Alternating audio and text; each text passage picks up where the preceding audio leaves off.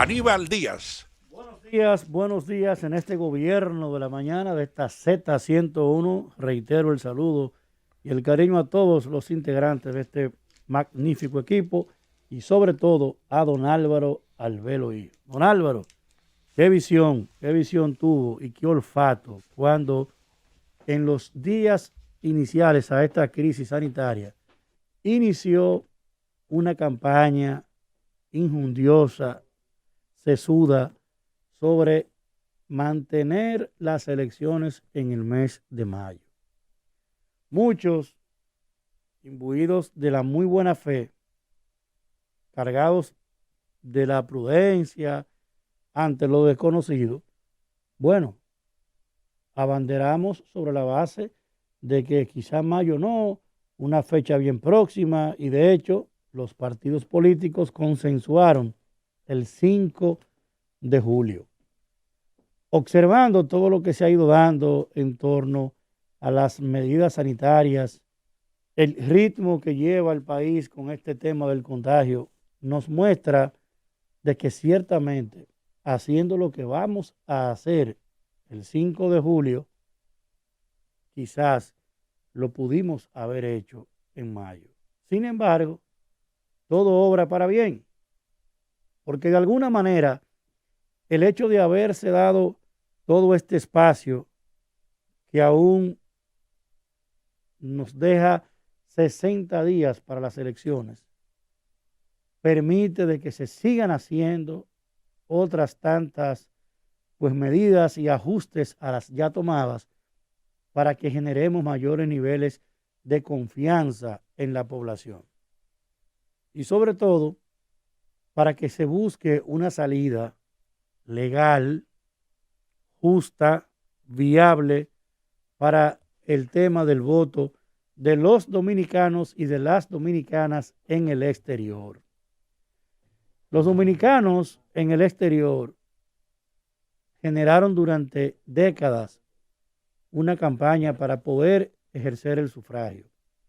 Y a raíz de las elecciones del 1994, elecciones que fueron fraudulentas, que generaron una crisis político y social en la República Dominicana que tuvo su fin con el Pacto por la Democracia, suscrito por el doctor Peña Gómez, el presidente Balaguer y el liderazgo de la Iglesia Católica en la Comisión de Mediación, trajo consigo entonces la reforma a la Constitución en el 1994 para darle 2 años al presidente Balaguer, que no los ganó en las elecciones, sino pactando la gobernabilidad democrática y la paz social, el doctor Peña Gómez, en un hecho de desprendimiento que lo catapultó como el político más benigno que ha tenido la democracia dominicana.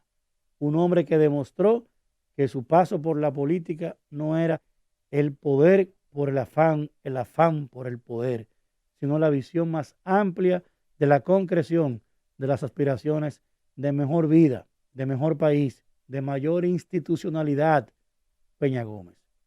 Por eso, esa reforma del 1994, que tuvo grandes conquistas, como fue el establecimiento con la creación de lo que fue a partir de allí el Consejo de la Magistratura, paso de iniciación hacia el fortalecimiento institucional del Poder Judicial. Eliminación de los colegios cerrados. ¿Qué eran los colegios cerrados? Era que usted iba a una fila, entregaba su cédula. Antes de la cédula entonces existía el registro electoral, eran 2 documentos distintos, pero ya luego era la cédula de identidad y electoral. Entonces usted llegaba temprano, antes de las 6 de la mañana, entregaba la cédula, la recogía una persona, iba y la sentaba en un listado, y entonces eso se llamaba un colegio cerrado, porque si usted llegaba después de las 6 de la mañana, no podía inscribirse en el listón que se hacía cuando se recogían las cédulas.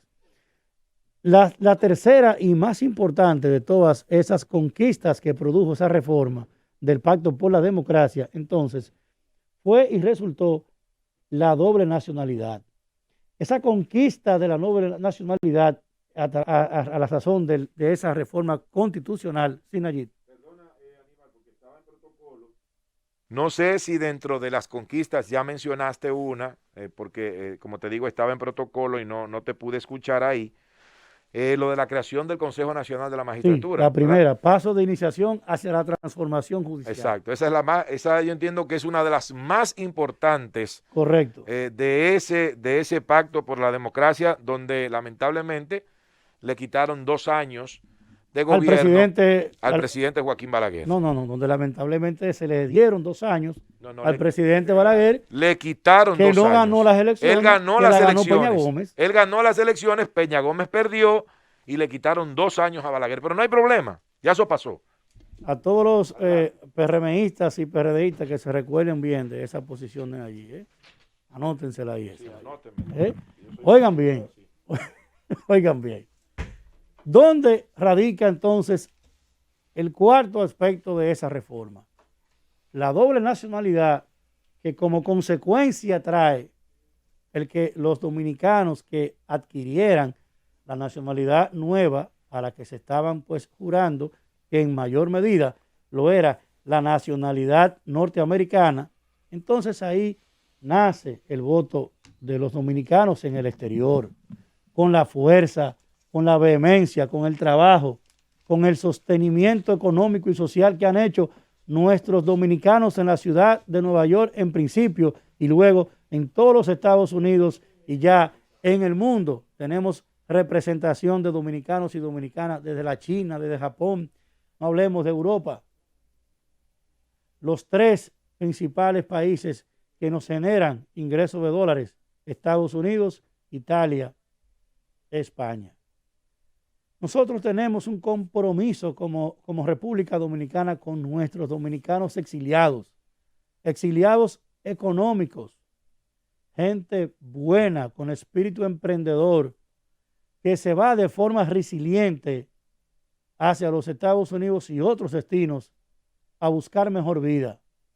Y que una vez se establece allí, antes de tener un techo en esas naciones, ciudades donde empieza a producir, comienza a pagar deudas en la República Dominicana, envía el inicial de los apartamentos, de los solares, le hace casa a sus padres, a sus abuelos. Es increíble la solidaridad del dominicano en el exterior que constituye la principal fuente de ingresos de dólares en la República Dominicana.